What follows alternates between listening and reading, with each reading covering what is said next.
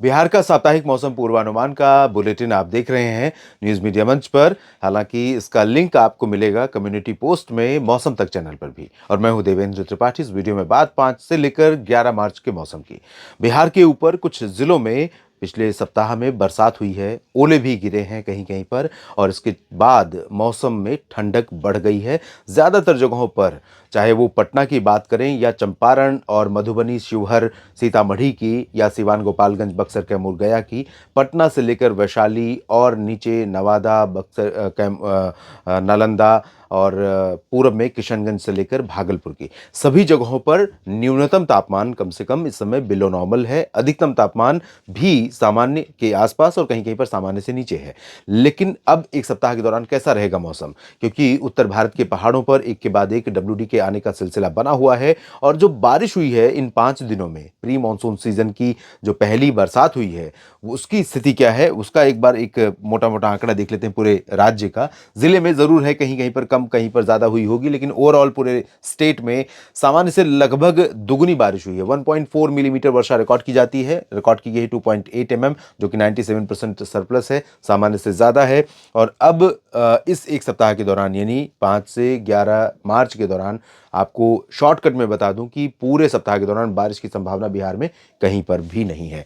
ना तो पश्चिमी चंपारण में है, ना मोतिहारी, और ना ही इधर सुपौल में है। दरभंगा, मधेपुरा, सहरसा, खगड़िया, पूर्णिया और बांका, जमुई, मुंगेर, लखीसराय, शेखपुरा, साथ ही साथ नालंदा, बेगूसराय, समस्तीपुर और वैशाली, पटना, जहानाबाद, अरवल, तो सभी जगहों पर, औरंगाबाद में भी शुष्क मौसम बना रहेगा पूरे सप्ताह के दौरान। बारिश की उम्मीदें, बारिश की संभावनाएं या आशंकाएं इस समय नहीं है। तो किसान भाइयों से मैं कहना चाहूंगा कि आप इस मौसम को, शुष्क मौसम को ध्यान में रखते हुए आप अपनी खेती का काम आगे बढ़ाइए और खेती का काम आगे कीजिए।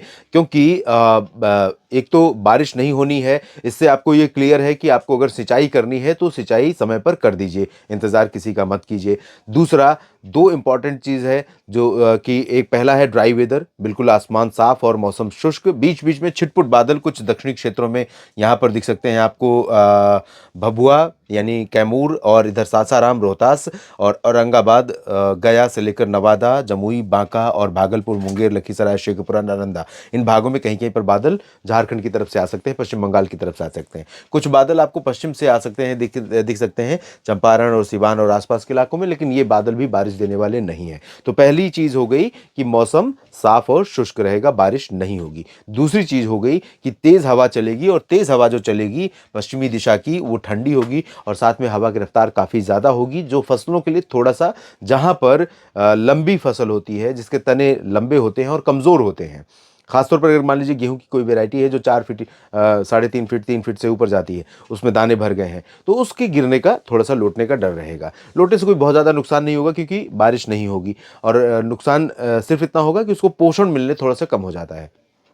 और तीसरा अंतर यह रहेगा कि इस ठंडी शुष्क हवा के चलते न्यूनतम तापमान नीचे जाएगा, और नीचे जाने की वजह से कई जगहों पर सामान्य से ज्यादा सर्दी आप महसूस करेंगे। दिन में अच्छी चमकती धूप रहेगी। तो कुल मिलाकर मौसम का मोटा मोटा लब्बो-लुआब ये है अगले एक सप्ताह के दौरान का। बिहार के साप्ताहिक मौसम पूर्वानुमान के इस बुलेटिन में भी इतना ही। आप बने रहिएगा मौसम तक चैनल और न्यूज मीडिया मंच के साथ। जानकारियां अगर आपके काम की लगे तो इसे अपने सोशल मीडिया प्लेटफॉर्म के जरिए, चाहे वो व्हाट्सएप हो या फेसबुक, ट्विटर, इंस्टाग्राम या लिंक्डइन, आप शेयर कीजिए और ज़्यादा से ज़्यादा संख्या में लोगों तक पहुंचाइए और कमेंट बॉक्स में अपनी प्रतिक्रिया दीजिए। और मौसम तक चैनल के इस प्रयास को अगर आप सपोर्ट करना चाहते हैं तो आपसे निवेदन करूंगा कि चैनल को सब्सक्राइब कर लीजिए, और ज्वाइन का बटन दबा करके भी आप स्पेसिफिकली सपोर्ट कर सकते हैं। आपका दिल से शुक्रिया।